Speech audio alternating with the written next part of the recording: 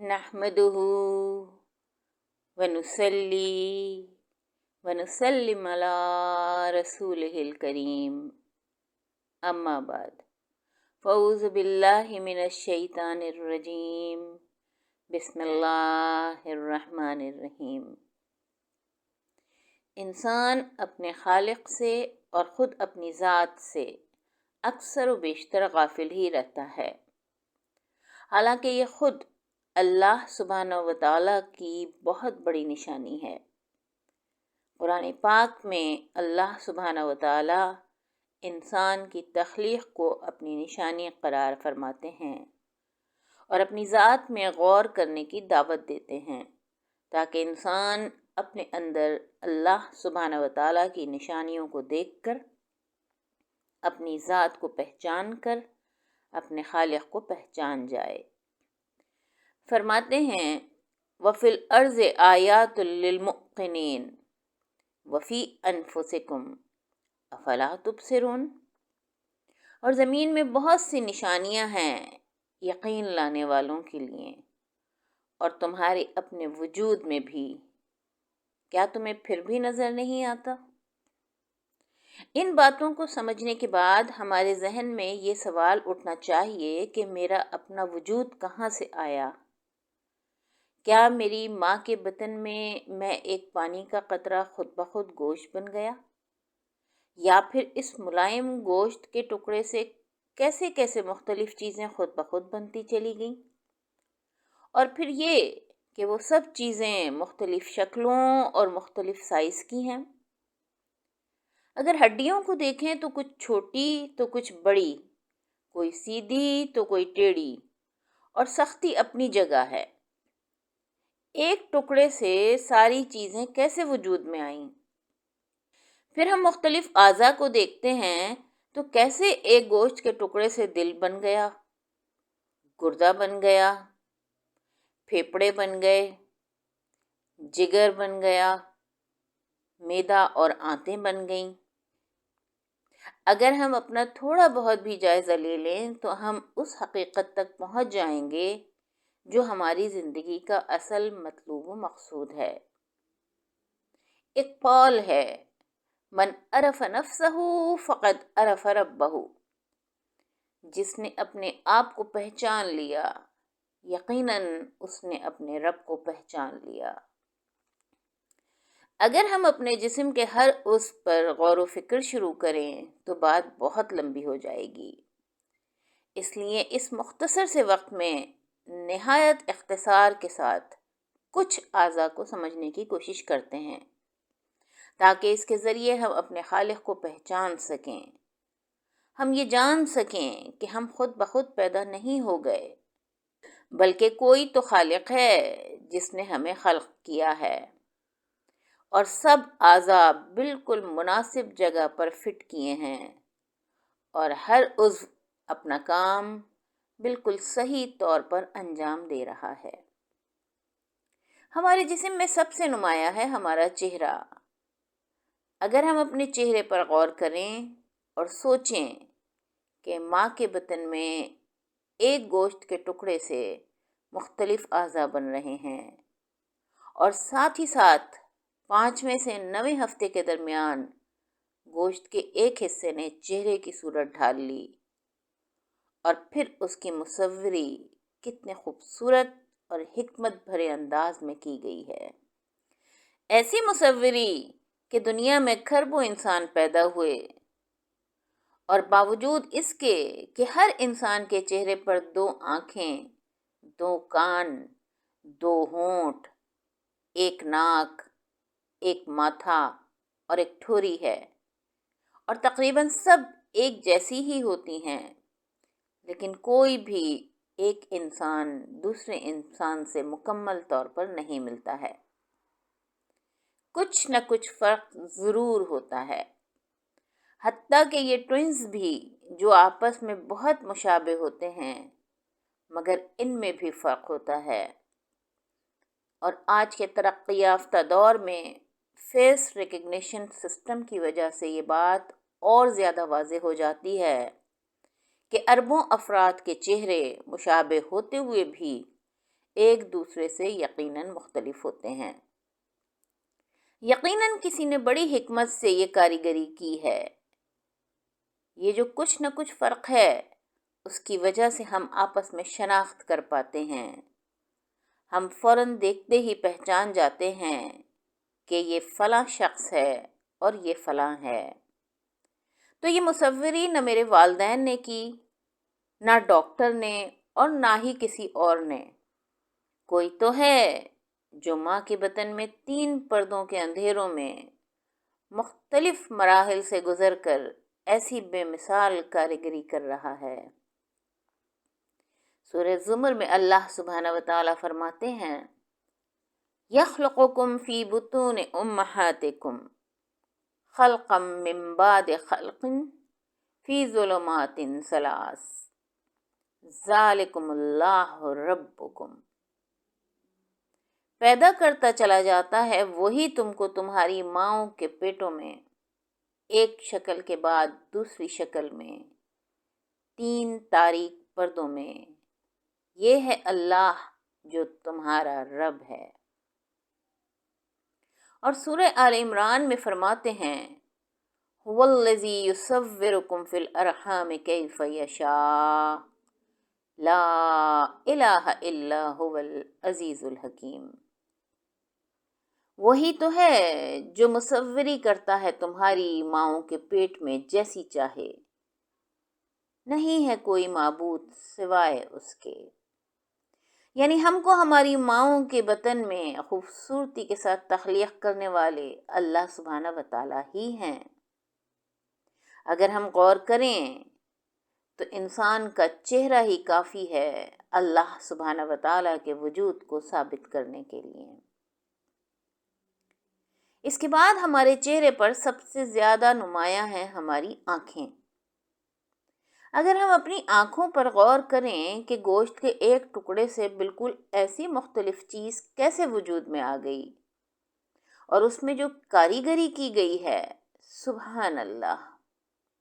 سب سے پہلے دیکھتے ہیں کہ گوشت کے ایک ٹکڑے سے شیشے کی طرح کا ایک لینس بن گیا، جس میں بالکل کیمرے جیسی صلاحیت پیدا ہو گئی، تاکہ آسانی سے اپنے سامنے موجود ہر چیز کی تصویر بنا سکے۔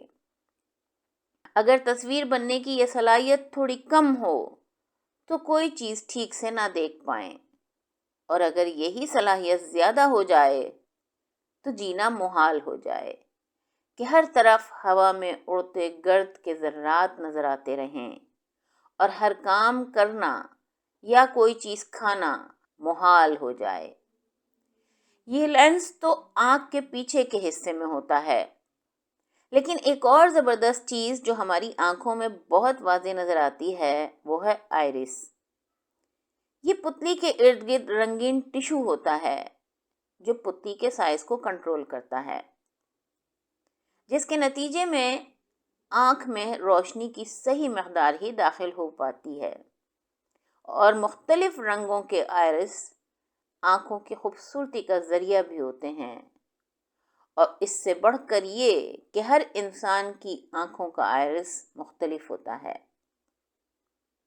کسی ایک انسان کا آئرس دوسرے سے میچ نہیں کرتا، اور آج کے ترقی یافتہ دور میں آئرس ریکگنیشن سسٹم کی دریافت ہوئی ہے، جس کے ذریعے سے ہر انسان کی پہچان ہو سکتی ہے۔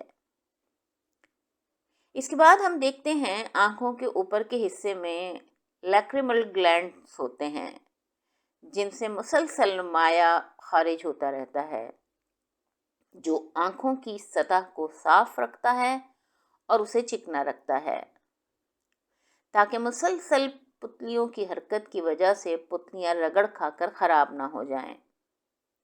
اگر یہ مائع زیادہ مقدار میں خارج ہو تو ہر وقت آنکھ سے باہر آنسو کی شکل میں بہتا رہے اور ہمیں ہر وقت صاف کرنے کی مشقت اٹھانی پڑے، اور اگر کم مقدار میں خارج ہو تو پتلیاں خشک ہو کر اکڑ جائیں اور حرکت نہ کر سکیں۔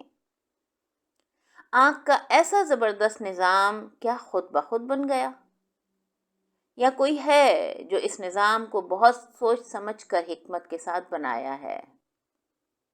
اسی طرح آنکھوں کے اوپر پپوٹے اور پلکیں ہیں، جن کی مدد سے ایک انسان روزانہ تقریباً 12,000 مرتبہ اپنی آنکھ جھپکتا ہے۔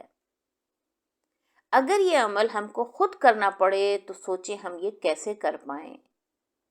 اور پلکوں کا یہ جھپکنا بالکل اسی طرح ہے جیسے کسی گاڑی کے ونڈ اسکرین کا وائپر ہوتا ہے جو اسکرین کو صاف کرتا ہے۔ پلکوں کا یہ وائپر ہماری آنکھوں کی اسکرین کو صاف کرتا رہتا ہے۔ اس کے علاوہ پپوٹے اور پلکیں آنکھوں کی پروٹیکشن کے لیے بھی بنائے گئے ہیں کہ اگر اچانک کوئی چیز آنکھوں کے سامنے آ جاتی ہے تو آنکھ کی حفاظت کے لیے پپوٹوں کی مدد سے پلکیں بند ہو کر آنکھ کی حفاظت کرتی ہیں۔ ہم تو ان عوامل کو کنٹرول نہیں کر رہے، تو کون ہے جو یہ کر رہا ہے؟ کیا یہ از خود ہو رہا ہے؟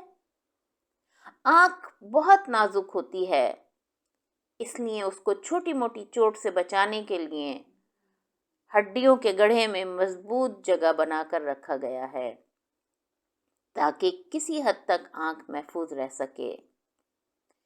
پھر ہم غور کرتے ہیں کہ ہم کو 2 آنکھیں دی گئی ہیں۔ بظاہر اس کی ایک حکمت یہ نظر آتی ہے کہ اگر کسی وجہ سے ایک آنکھ خراب ہو بھی جائے تو دوسری آنکھ سے دیکھا جا سکے۔ دوسرا یہ سوچیں کہ 2 آنکھیں ہیں تو ہم کو ہر چیز 2 نظر آنی چاہیے، لیکن دونوں آنکھوں کا ایسا زبردست نظام بنایا گیا ہے کہ ہم فوکس کر پاتے ہیں اور ہر چیز ہمیں ایک ہی نظر آتی ہے۔ اگر ہمارے خالق نے اتنی حکمت کے ساتھ ایسا نظام نہ بنایا ہوتا تو کتنی مشکلات پیش آتیں۔ ہماری آنکھ میں ہر طرح کی صلاحیت، اس کا متوازن نظام ہونا یہ بتاتا ہے کہ کوئی خالق ہے جس نے اتنے خوبصورت چھوٹے عضو کو اتنے زبردست نظام کے ساتھ ایک دم پرفیکٹ بنایا ہے۔ ہماری آنکھ ہی کافی ہے اللہ سبحانہ و تعالیٰ کے وجود کو ثابت کرنے کے لیے۔ آنکھ پر غور کرنے کے بعد ہم چہرے پر نمایاں ایک اور عضو ناک کے بارے میں بات کرتے ہیں۔ یہ ہماری سانس لینے کا ذریعہ ہے، اسی کے ذریعے ہوا ہمارے پھیپھڑوں تک پہنچتی ہے۔ چہرے پر ناک چاہے چھوٹی ہو یا بڑی، موٹی ہو یا پتلی، سب انسانوں کی ناک کی وضاحت تقریباً ایک جیسی ہوتی ہے۔ ماں کے بطن میں گوشت کے ایک ٹکڑے سے ہڈی بن گئی، مسلز بن گئے، سوراخ بھی ہو گئے، خوبصورت تناسب کے ساتھ خوبصورتی سے چہرے پر سج گئے۔ اس کے علاوہ اس کے ذریعے سانس لینے اور سونگنے کی صلاحیت کس نے رکھ دی؟ اور یہ سونگنے کی صلاحیت زبردست ہے تاکہ ہم صحیح اور غلط کی پہچان کر سکیں۔ اور ناک کے نتنے منہ کے بالکل اوپر بنائے گئے۔ اگر یہی ناک کان کی جگہ ہوتی تو ہم منہ میں اچھی چیز ڈال رہے ہیں یا خراب پتہ ہی نہیں چلتا، اور خراب چیز کھا کر ہم بیمار پڑ سکتے تھے۔ ماننا تو پڑے گا کہ کوئی تو ہے جو اتنی حکمت سے ناک کو اسی جگہ پر لگایا ہے جہاں اس کی سب سے زیادہ ضرورت تھی۔ پھر ہم اس کے نتنوں کو دیکھتے ہیں کہ نیچے کی طرف بنائے گئے ہیں۔ اگر بالکل سامنے ہوتے تو گرد و غبار آسانی سے ناک میں داخل ہو کر سانس کے ذریعے جسم میں داخل ہو کر بیماری کا سبب بن سکتا تھا۔ اس کے اندر موجود چھوٹے چھوٹے بال گرد و غبار اور چھوٹے موٹے کیڑوں سے بچاؤ کا بھی ذریعہ بنتے ہیں۔ اتنی صلاحیتوں کے ساتھ ایک چھوٹی سی ناک کا بنانا کسی خالق کی خلاقیت کی طرف ہی اشارہ کرتا ہے۔ اگر ہم غور کریں تو انسان کی ناک ہی کافی ہے اللہ سبحانہ و تعالیٰ کے وجود کو ثابت کرنے کے لیے۔ ناک پر غور کرنے کے بعد ہم دیکھتے ہیں اپنے کانوں کو۔ کان کا کام ہے بیرونی آوازوں کو سننا۔ بیرونی کان اس طرح بنائے گئے ہیں کہ آواز کی لہریں کان سے ٹکرا کر ادھر ادھر منتشر ہونے کے بجائے ان کے اندر ہی جائیں، اور اندر ایک جھلی نما پردہ بنایا گیا جس سے آواز کی لہریں ٹکرا کر ارتعاش پیدا کرتی ہیں، اور یہ ارتعاش دماغ میں پہنچ کر سماعت کا ذریعہ بنتا ہے۔ یہ سننے کا عمل کیا بغیر کسی کی حکمت کے خود بخود وجود میں آ گیا؟ ہمارے ارد گرد آواز کی ہر درجے کی فریکوینسی موجود ہے۔ ہم انسان صرف اس فریکوینسی کو سن پاتے ہیں جس کی وجہ سے ہم اپنے کام سر انجام دے سکیں۔ اگر ہمارے کانوں کے سننے کی فریکوینسی کا رینج زیادہ ہوتا، یعنی اگر ہمارے کان زیادہ حساس ہوتے، تو ہمارا زندہ رہنا ہی مشکل ہو جاتا۔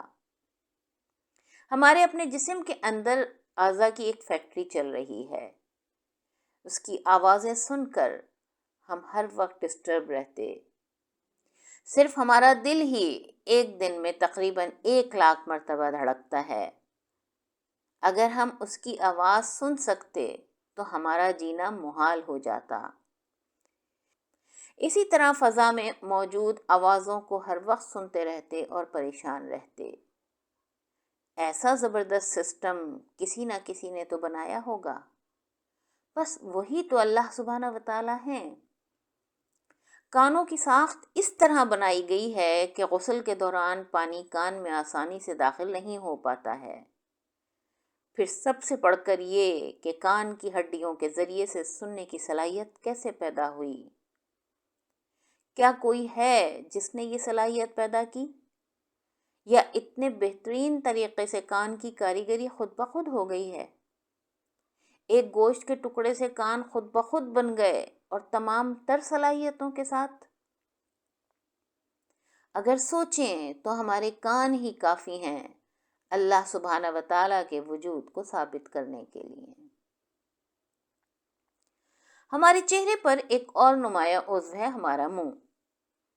ہمارے چھوٹے سے منہ میں 4 نمایاں چیزیں ہوتی ہیں، اور ان چاروں چیزوں سے ایک زبردست نظام چل رہا ہے۔ ہم تھوڑا سا اس پر غور کرتے ہیں۔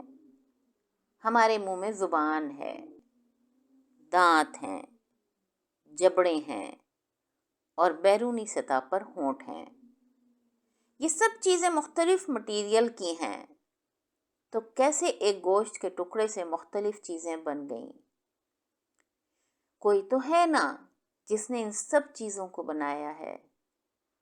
ہم منہ کے ذریعے سے سانس بھی لیتے ہیں، باتیں بھی کرتے ہیں، کھانا بھی کھاتے ہیں، اور کھانے کو ہضم کرنے کے لیے ہمارے منہ میں لعاب بھی بنتا رہتا ہے۔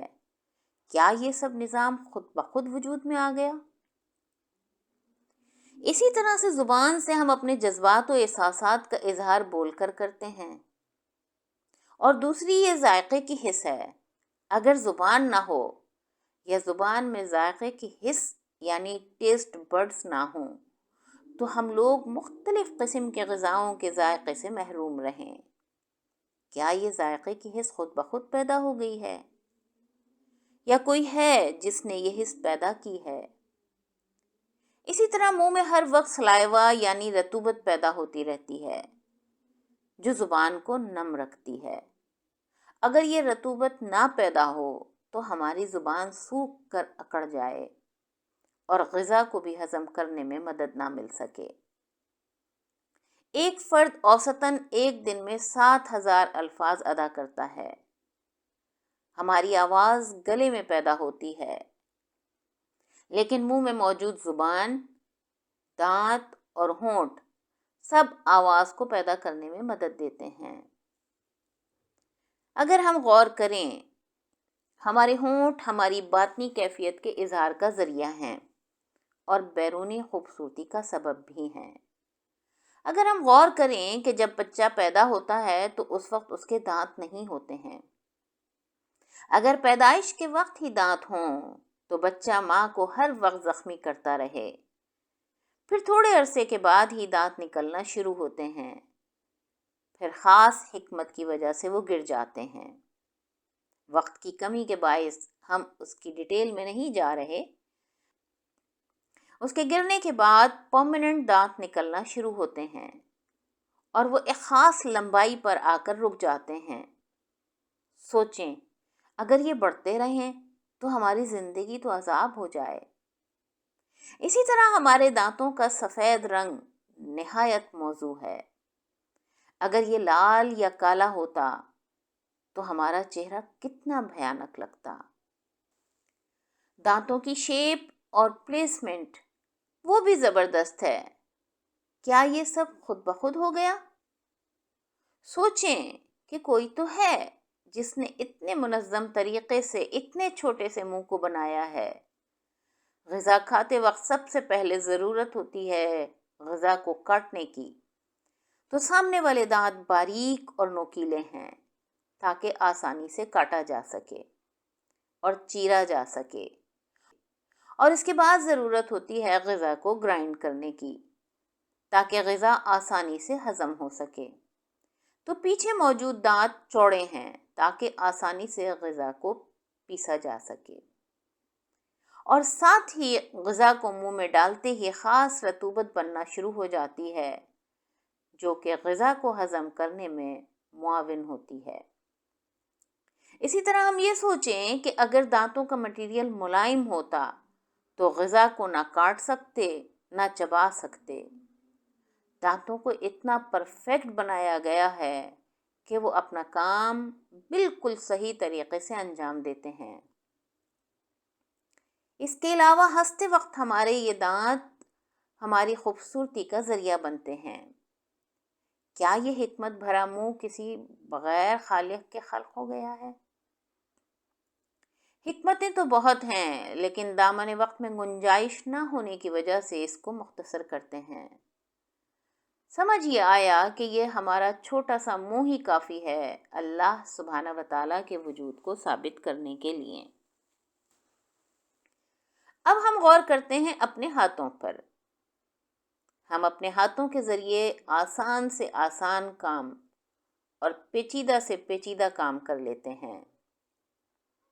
کوئی چھوٹی سی چیز کو پکڑنا ہو یا کسی بڑی چیز کو اٹھانا ہو، سب ہمارے ہاتھوں کی وجہ سے ہی ہم کر پاتے ہیں۔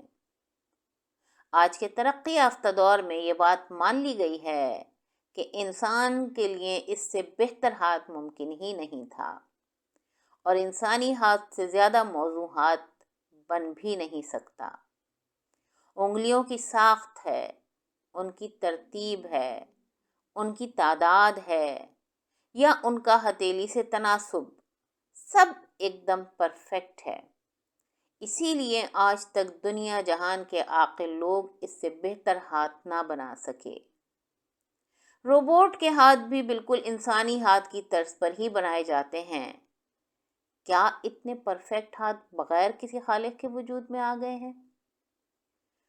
ہمارے ہاتھوں کی انگلیاں اور انگوٹھا اس طرح بنائے گئے ہیں کہ ہم اپنے ہاتھوں کو جس طرح چاہیں استعمال کر سکتے ہیں۔ انگلیوں میں پورے بنائے گئے ہیں جس کی وجہ سے انگلی موڑنے میں آسانی ہوتی ہے، اور انگوٹھا انگلیوں کے مقابلے میں چھوٹا ہوتا ہے لیکن تھوڑا موٹا ہوتا ہے تاکہ انگلیوں کے ساتھ مل کر آسانی سے کام انجام دے سکے۔ انگلیوں کے سروں پر ناخن لگائے گئے ہیں جو کہ ہاتھ کو خوبصورتی بخشنے کے ساتھ ساتھ چیزوں کو پکڑنے کے دوران مضبوطی فراہم کرتے ہیں۔ ہم اپنے حیرت انگیز ہاتھ کو چمچہ بنا کر کھانا کھا لیتے ہیں، چلو یعنی گلاس بنا کر پانی پی لیتے ہیں، لیٹتے وقت سر کے نیچے تکیے کے طور پر استعمال کر لیتے ہیں، اپنے دفاع کے لیے ہتھیار کے طور پر گھونسا بنا لیتے ہیں، وغیرہ وغیرہ۔ ہمارے ہاتھوں کی اندرونی سطح کا گوشت اور جلد موٹی اور مضبوط ہے تاکہ چیزوں کو پکڑنے یا اٹھانے سے ہاتھ زخمی نہ ہو جائیں۔ بیرونی جلد جو کہ کم استعمال ہوتی ہے، اس لیے اس کا گوشت اور جلد نرم اور باریک ہے۔ اگر بیرونی سطح کی طرح اندرونی سطح بھی ہوتی تو ہمارے ہاتھ ہر وقت زخمی ہوتے رہتے۔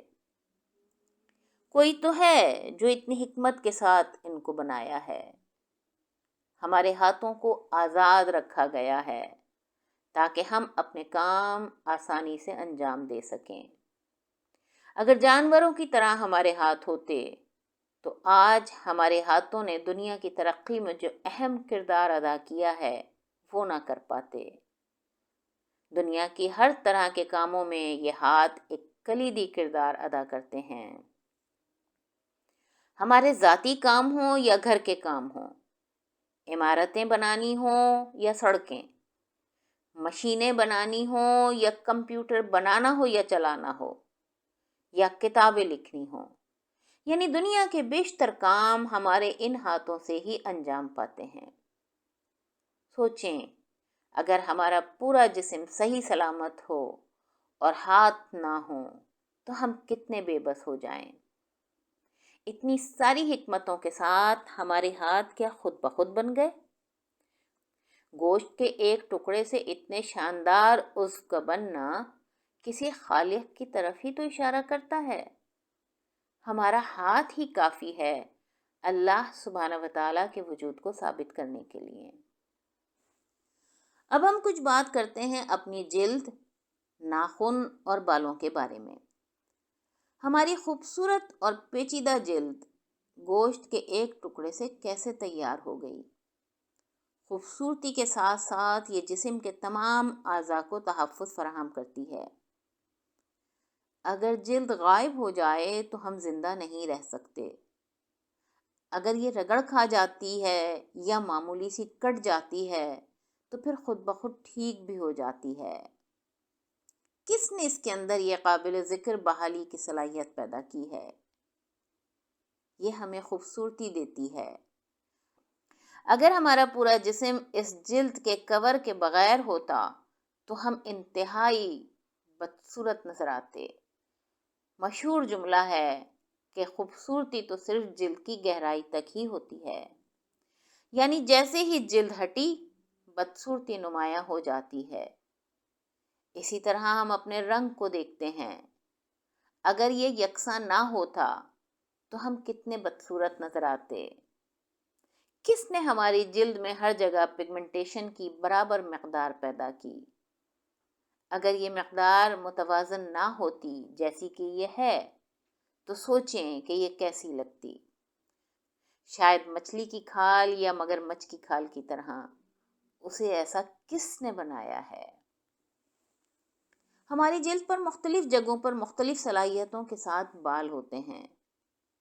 جلد کو یہ صلاحیت کس نے دی کہ وہ سر کے بال، بھووں اور پلکوں وغیرہ کے بالوں کو پیدا کر سکتی ہے، اور ہتھیلی اور تلوے اور جسم کے کچھ دوسرے حصوں پر بال بالکل بھی نہیں پیدا ہوتے ہیں۔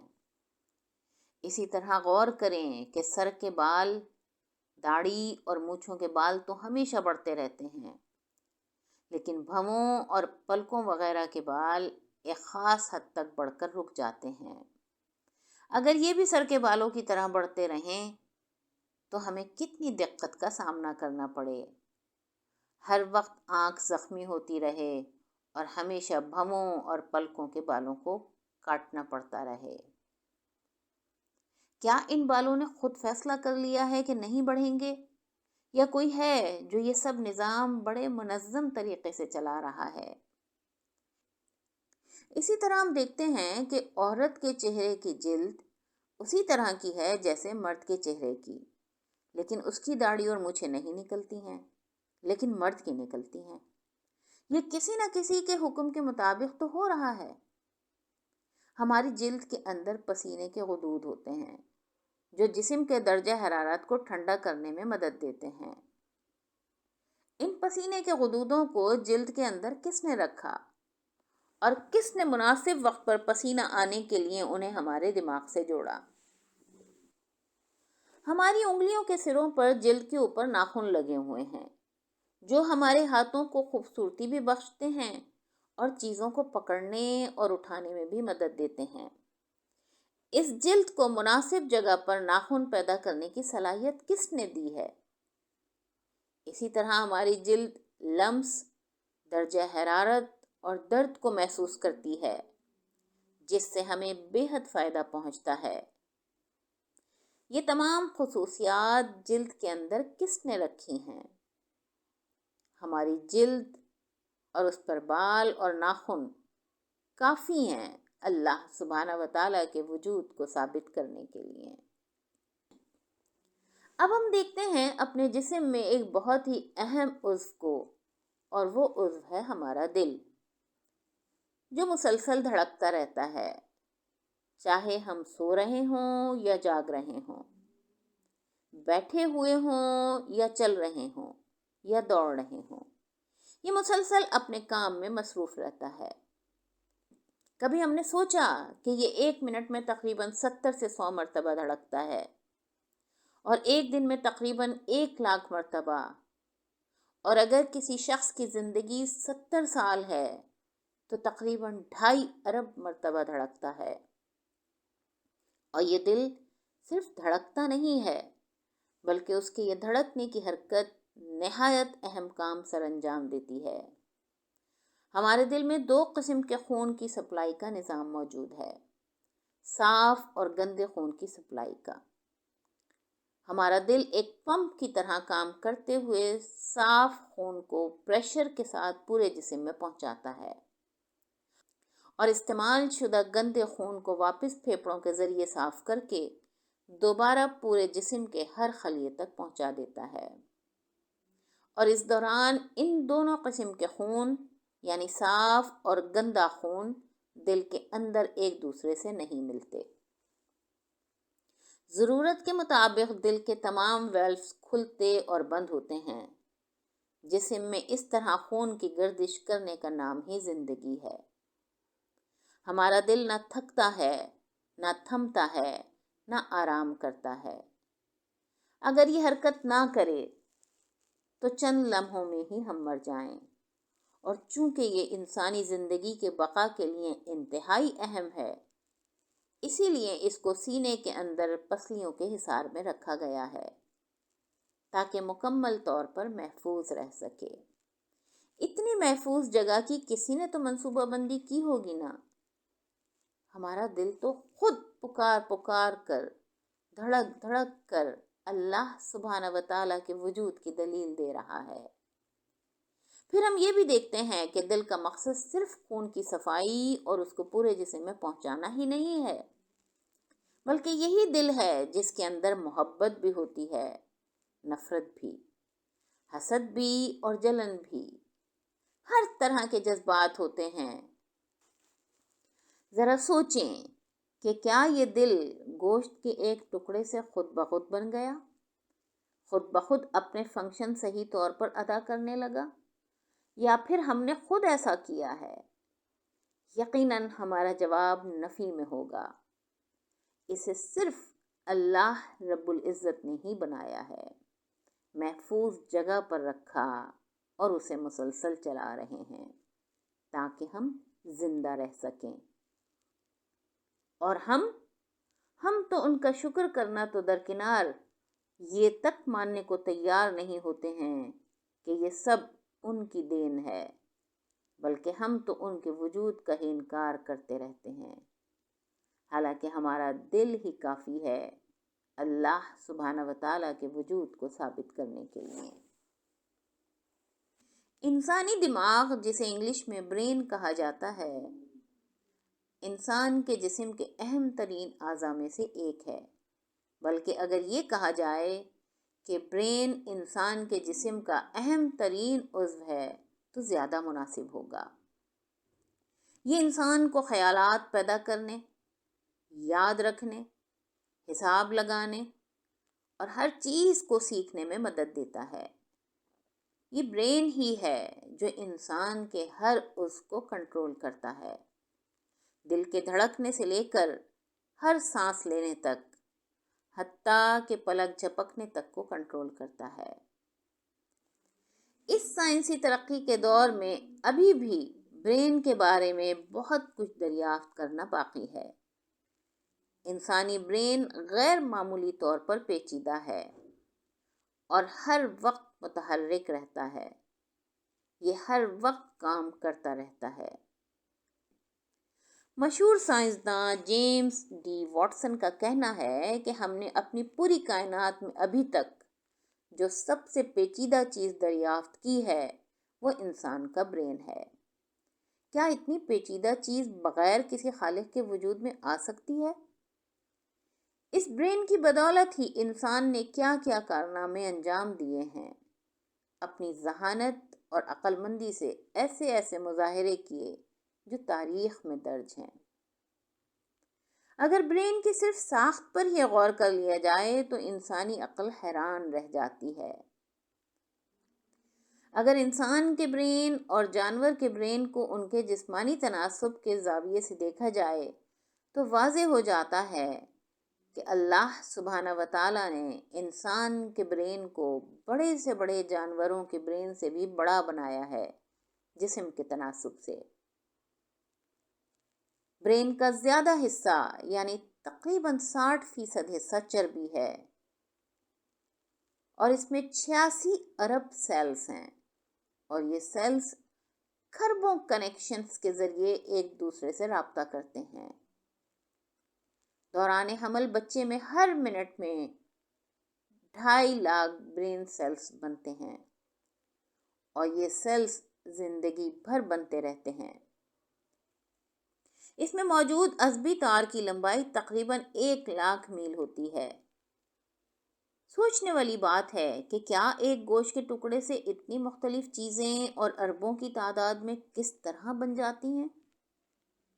کوئی تو ہے جو یہ سب بنا رہا ہے۔